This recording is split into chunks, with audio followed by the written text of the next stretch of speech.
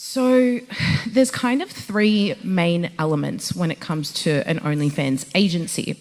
And so on Friday, as I said, I'm actually going to have these booklets for you guys. And the booklets are going to have everything. And so my phone is still the same phone from when I was at the agency. So I have screenshots in there for you. I literally have everything. And that's so, again, you guys can kind of take it away. And kind of, I see it as like a study tool, but just so you can start to have these conversations with people, and even if it's your young people or friends or parents, so you feel really equipped. And so in that, we're going to go through account management and we're going to go through recruitment, and we'll probably do another segment on social media, and you'll have like a lot more reference points for it. And again, some screenshots and examples of content and all of that. So that'll be really fun. But because now we've kind of been introduced into OnlyFans, what OnlyFans is, and again, the magnitude of it, I really wanted to spend this specific session talking about what my role was. And so my role was an OnlyFans marketer. So I've kind of already mentioned that my role was to make girls go as viral as possible, as quickly as possible. And so the way that you would do that is you would promote girls through different social media platforms. And so the biggest one that we would use was TikTok. Now, who here is like on TikTok?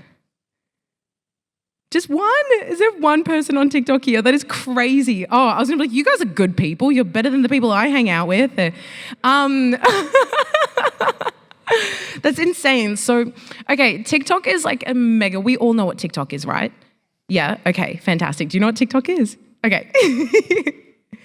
Yeah, so that's like the platform for the generation right now. And so what we would do on TikTok, and TikTok, it's really easy to go viral.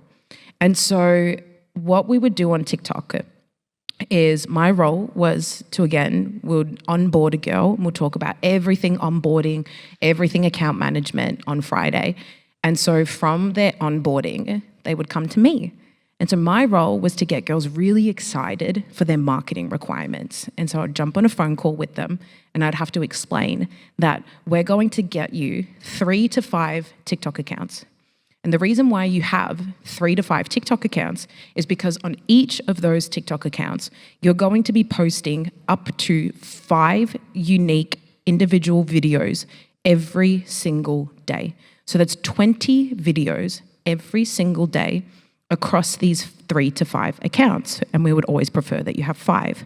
And so the reason for that is because if you can inundate the algorithms with similar content, it starts to train it. And so then that's how you pick up on things. So if you have like, just say for an example, Victoria.Sinis as one account, Victoria.Sinis1, Victoria.Sinis2, and these are all the names of my accounts, well, the algorithm starts to pick up on that, so you become familiar. And so then it sees your face, and algorithms scan faces, and so they pick up on faces. So then imagine you're inundating the TikTok algorithm with Victoria Sinis, her face, and it's going everywhere. You're posting constantly on these accounts. So you're training the algorithm to be like, this is a constant content creator. And so it rewards people that are constantly creating content.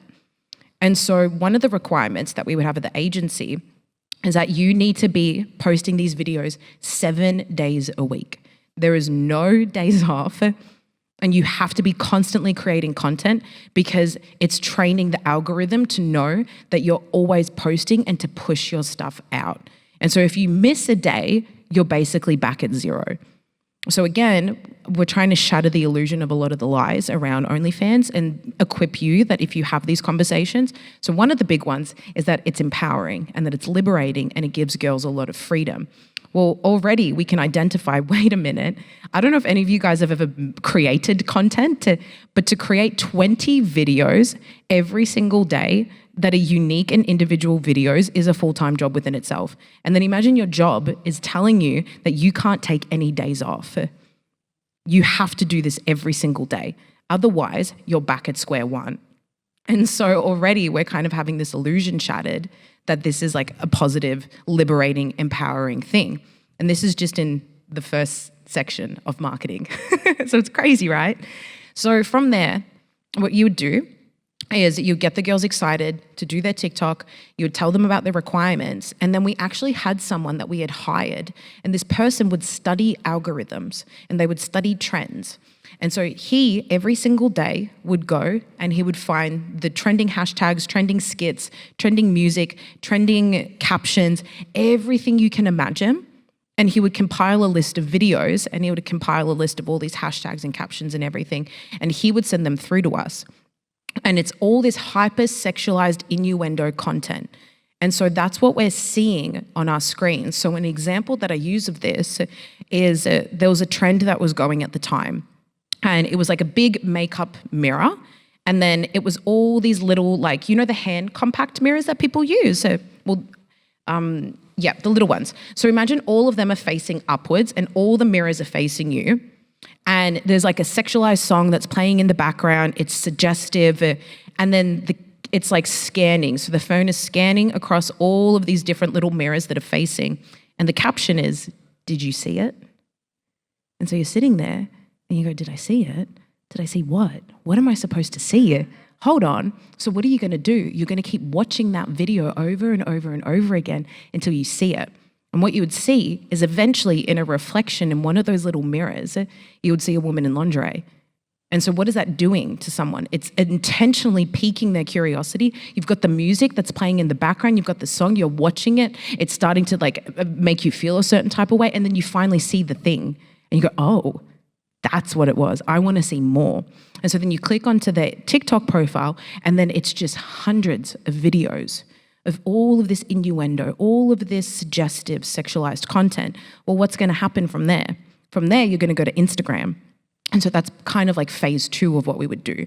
So the main kind of platform is TikTok. And so again, as I said in the first session, we got one of these videos. So imagine one of those hyper-sexualized suggestive videos in 7 days on a fresh account, 2.2 million views. So this is massive. So imagine 2.2 million people seeing this and then coming to the page, seeing all of this hyper-sexualized content. And then from there, you click through. So I'd mentioned funnels. So funnels is basically how do you take a person from point A to point B? And so there's a journey that they have to go on, right? So if our journey begins at TikTok, well, you can't directly link the OnlyFans on TikTok. So you have to bring them in a funneling system and take them on a journey to get them from point A to point B. And so what you would do then is you would link their Instagram. Because on Instagram, you can actually have third-party links within the bio. So from TikTok, you go to Instagram, and then on Instagram, you would recycle a lot of this content. So one of our jobs was to make sure and actually scan every single TikTok account and make sure that the girls were posting all of these videos. So every single day we would have to check this and they would get a message if they didn't. And so as I said, it's literally like pimping, but just digitally, because imagine how many pimps make sure that the girls are doing requirements. And if they're not, they're checking in on them and they're having a conversation about it. And so that's what we would do. And then from there, you recycle those videos, you turn them into Instagram videos. And then now they've gone from TikTok, they're on Instagram.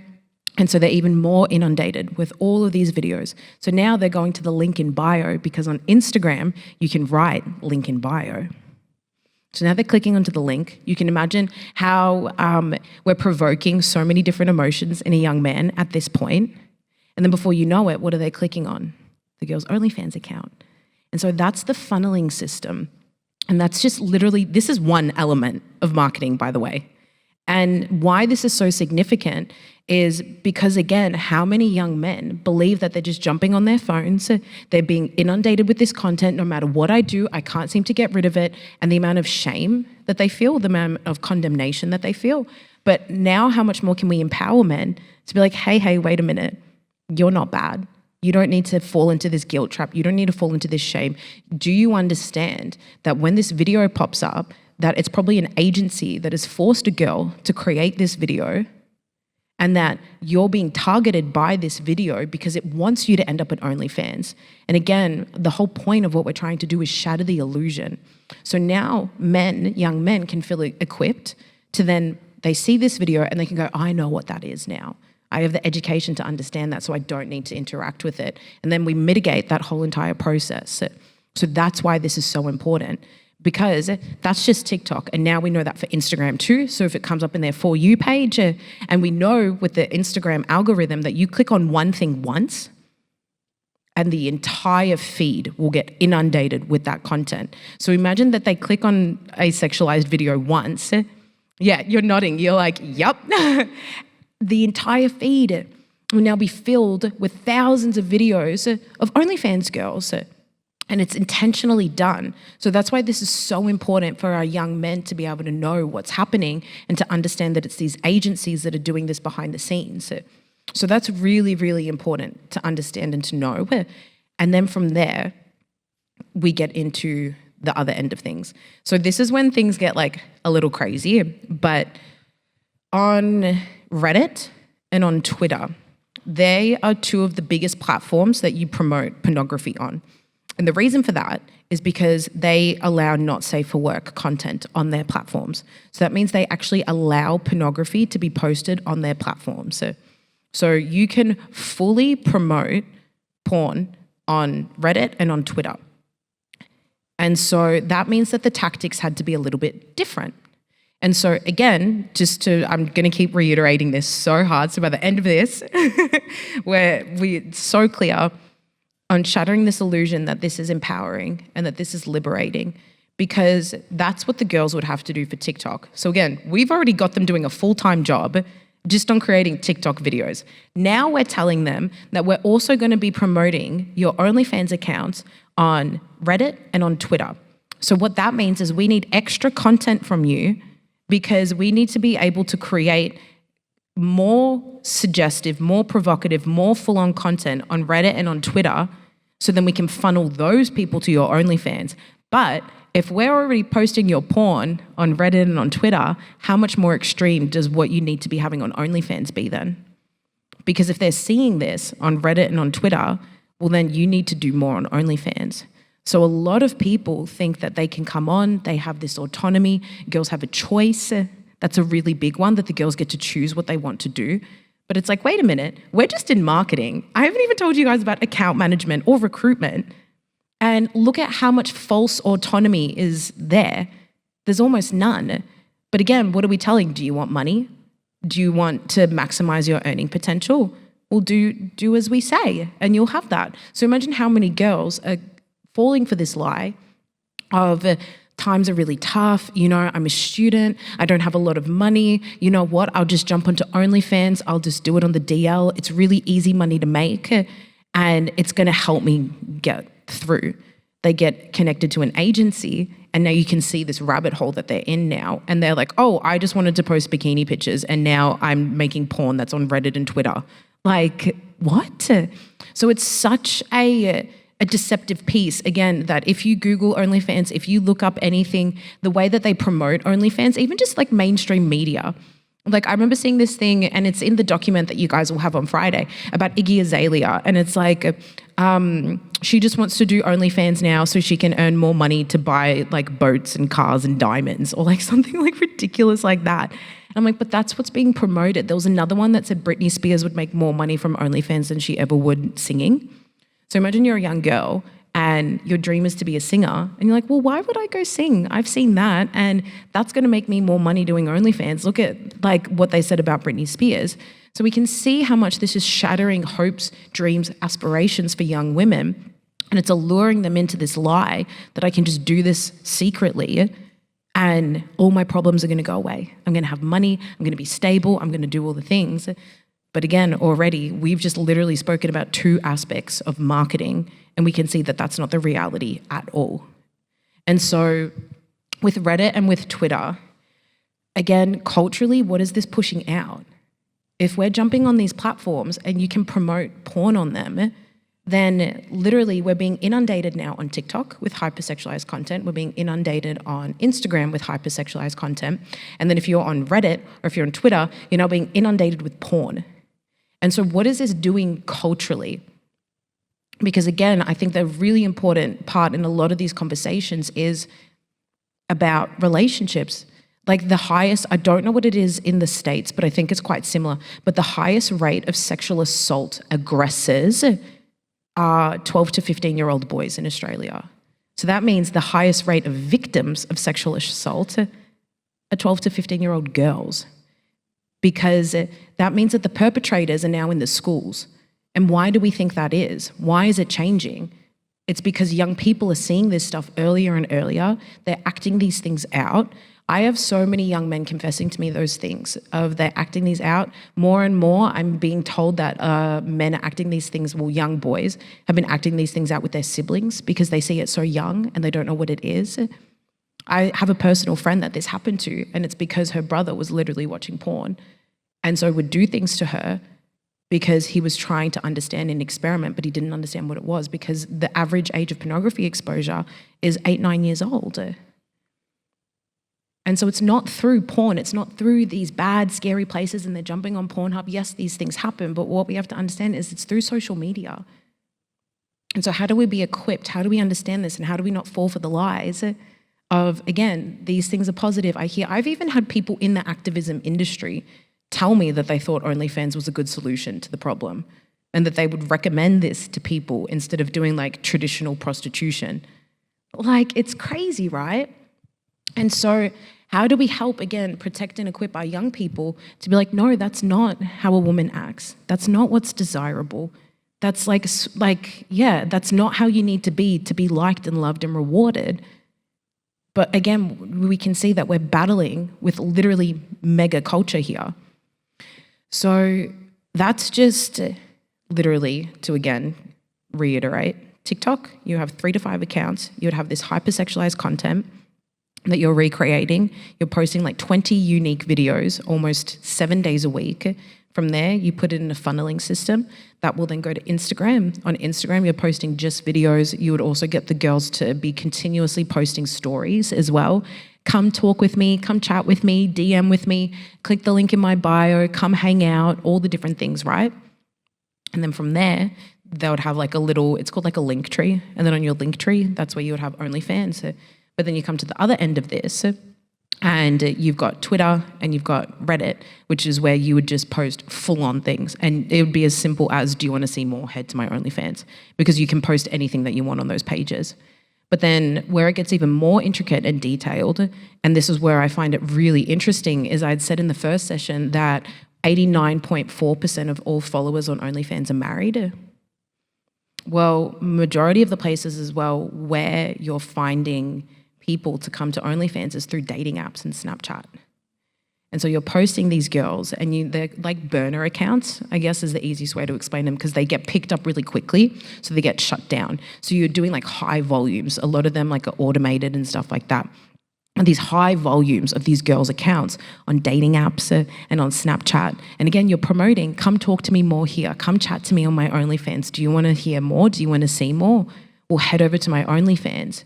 And so I think that a huge cultural conversation that needs to be had is, why is a porn platform that promotes individual relationship booming with married men? Because as we've heard throughout all of this, the biggest thing that we're promoting is come talk to me. And so why OnlyFans is so much more enticing compared to traditional pornography is because in a sense, and this is obviously a generalized term, but you're jumping onto something like Pornhub and it's nameless and faceless people, right? But that influencer, that Sophie Rain that I mentioned before, in Australia it was this girl, Anna Paul. Wait a minute, I can talk to them on OnlyFans. I can get them to do whatever I want. I can build a relationship with them. And so we'll talk a lot more about this, but we would train in account management on Friday. We would train these things called chatters. And so chatters, because again, think about it with a business brain, logistically, if these girls are not sitting here talking to all their subscribers, us as management, we're not talking to all the subscribers either. So you're hiring it, right? It's third parties. So we're literally hiring people from the Philippines that we're paying like $1 to $5 an hour, and their job is for 6 to 7 days a week, 12 to 14 hours a day, pretending to impersonate OnlyFans girls to subscribers. So they're pretending to be these girls and talking to the subscribers, but this guy isn't talking to Sophie Rain, he's talking to some dude in the Philippines. Like, I know, it's wild, isn't it? And so, but why is this working? Why is promoting connection? And as we said, if you look up the statistics, OnlyFans boomed in 2020. Well, what was 2020? It was lockdowns. And so I don't even know what the answer is as to why married men are the highest consumers on OnlyFans, but I want to start to open up these conversations. And the thing is, individually here, there's probably a minimum of 5 people that we know that are married. Like, so how are we starting these conversations? Are we talking about these things? Men, again, are in so much shame, and we can understand that if men are being inundated with this content, and it's so interesting, and I'll kind of butcher it, but I really learnt when I was doing sex ed about the hormone cycle for men and kind of what is triggered within them first when it comes to like a sexual encounter. And so it's so opposite. And so when a man sees like a hypersexualized video, it spikes their dopamine, and it kind of goes through this really unique and interesting cycle where for women, it's like the opposite way. And so if we can then see for a man that if he's jumping on TikTok, biologically what is happening to him, and then before you know it, he's at this OnlyFans account. And I've spoken to so many men, and I say that, of like, you're here, and then before you know it, you're here, and you're going, what have I done? And it's like you black out almost. And a lot of men go, yeah. And so we're manipulating biology almost in a sense to be able to do that. And so how many married men is this happening to? But imagine the shame that they're feeling of like, oh my gosh, I went and jumped on that OnlyFans account. I spoke to that girl. I feel the shame, but then it also feels good. So it's like, what do you do? And so I think that this needs to be a really big thing that we start to champion men in. How do we open up these conversations? How do we talk about these things? How do we get men to understand this is what's happening behind the scenes, that there's an entire industry that is specifically targeting you to be able to manipulate you, to coerce you, to take your money, but then the destruction is your entire life. It's your marriage, it's your soul, it's your purity, it's so many different things. And so this is a huge part of the equation that not many people, especially when you kind of have these conversations about porn, kind of talk about, to be honest. I think a lot of people talk about like the women and protecting women, and not to negate the importance of that, but I think that men have really been left alone in this conversation. And that's why we see these statistics of how many men are in marriages that are consuming OnlyFans. And what does that do? Because again, this bleeds, right? It bleeds into marriages, relationships. Well, then what happens with the kids? And then what's happening there? And then it's this entire cycle, which is why this OnlyFans conversation is so much bigger than just OnlyFans.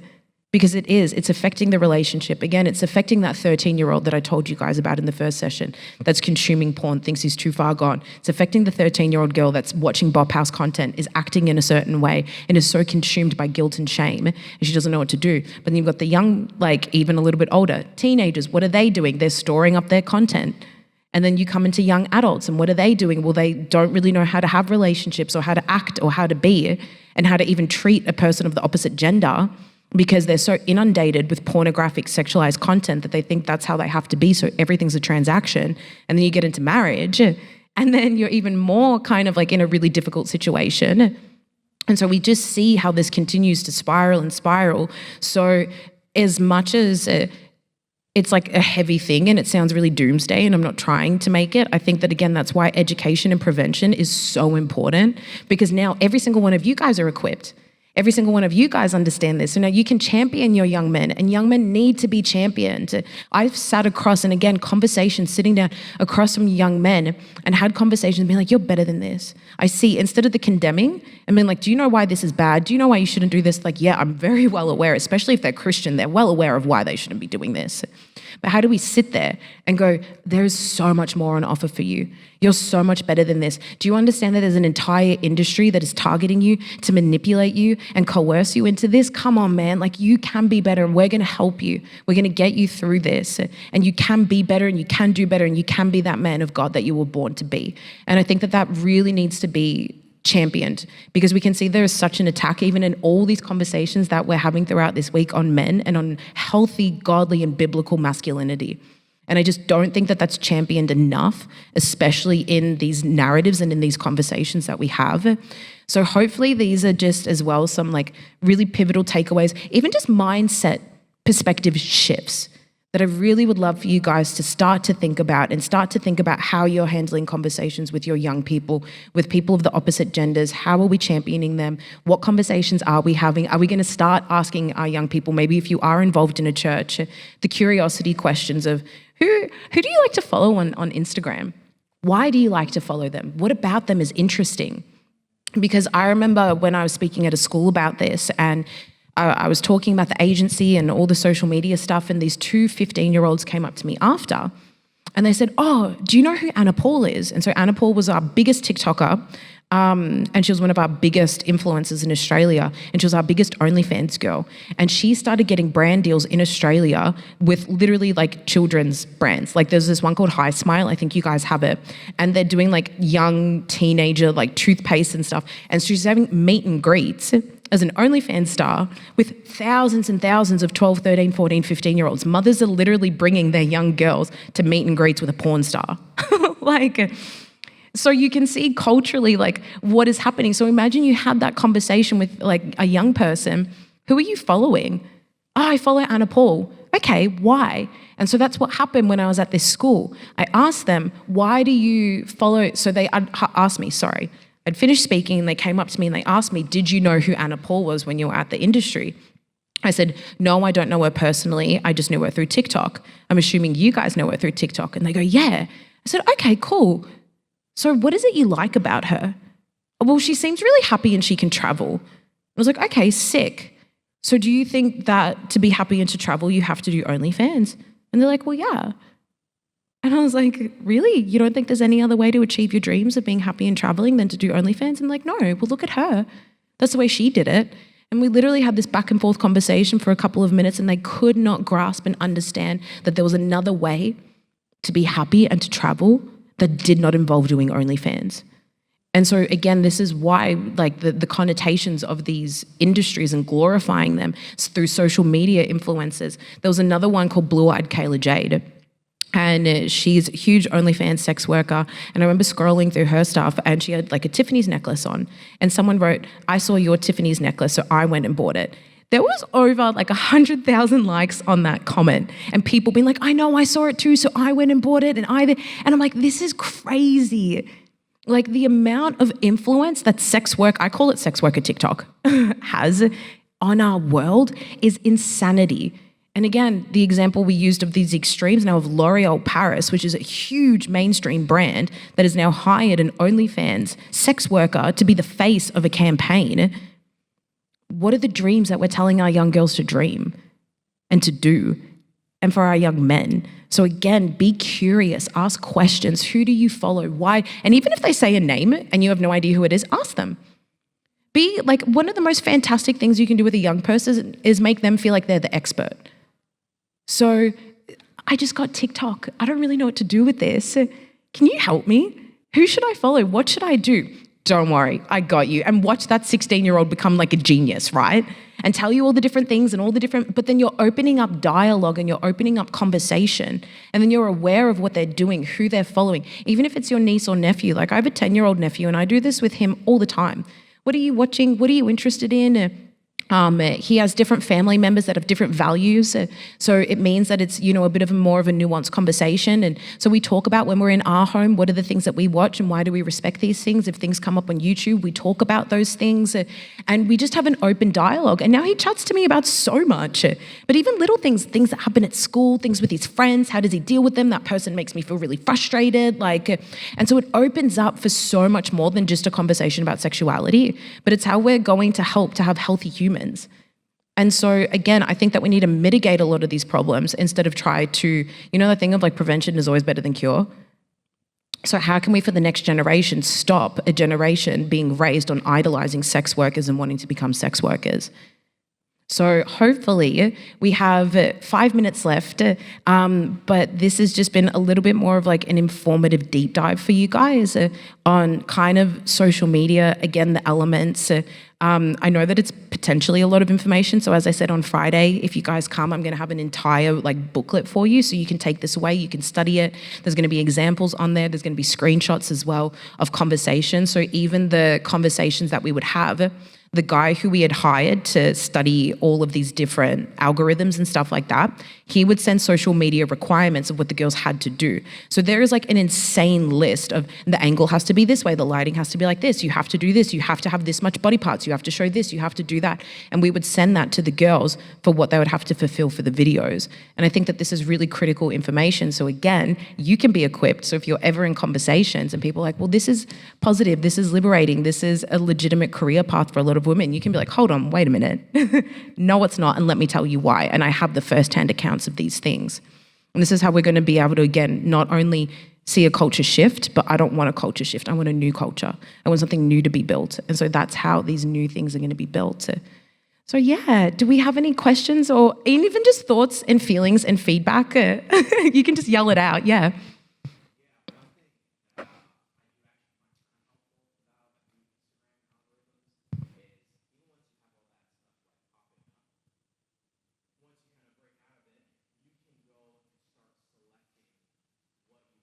Mm.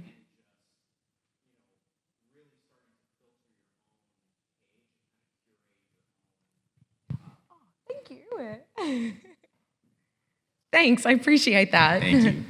Yeah, I was just saying that one nice thing about Instagram's algorithm, as you were mentioning, right? You find one video from an OnlyFans girl, you like it, and the next thing you know, your entire feed is OnlyFans. One thing that I found that's really helped with combating that is searching up things that I like. So for example, I really love cars or watches. So I'll go in and I'll just type in, like Porsche, for example, and just start liking all the Porsche. And then it kind of resets the feed. And so I think that's something that may be helpful that young men can do. Because yeah, there was a time where I was like terrified to go onto Instagram because it's like, it's just there. So yeah. Yeah, thank you. That is super helpful.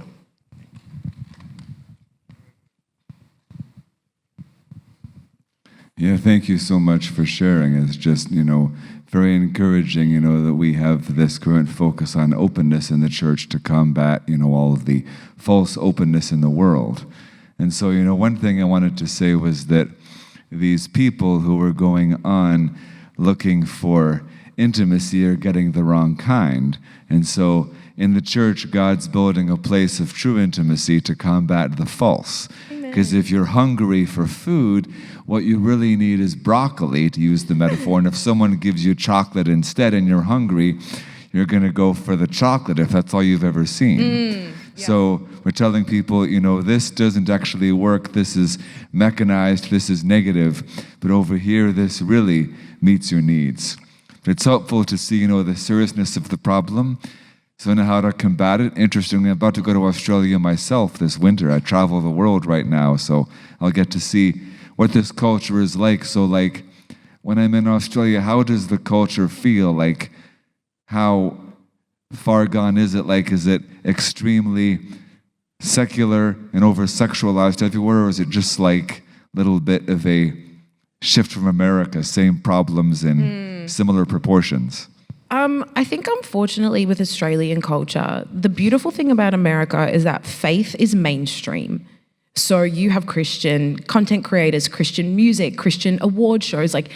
Christianity is very obvious here, right? And we're actually seeing even more of a culture shift where it's cool to be Christian. That unfortunately doesn't exist in Australia. Australia is still, I was explaining this actually on a flight yesterday, you're weird if you care about something. And it's a very apathetic culture, unfortunately. So this stuff, if you have a faith, if you care about anything, it's weird because we're relaxed people, which is great, and we love to be chilled, but unfortunately, it's too chilled. Unless it directly affects you, you don't care about it. And so our general culture is that. And so people that try to stand up, try to talk about things, try to care, we have this thing, if you've ever heard of it, called tall poppy syndrome. And so tall poppy syndrome is in the poppy fields. I think it comes from World War II, in like Gallipoli, and there was all these poppies and stuff.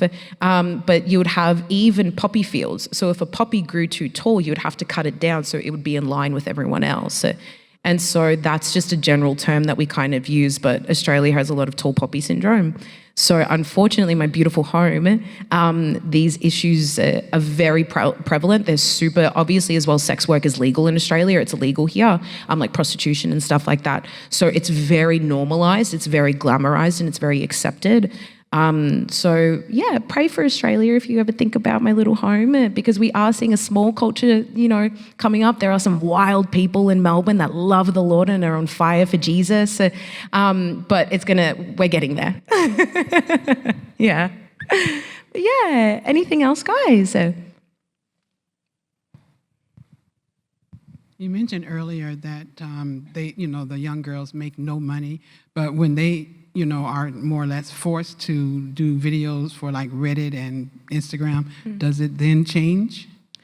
Like, yes and no. So the realisticness is OnlyFans is like any other business. So if you put time and effort into your business, then technically your business should thrive, right? Oh. So if you put in the work requirements, but again, the work requirements are extreme.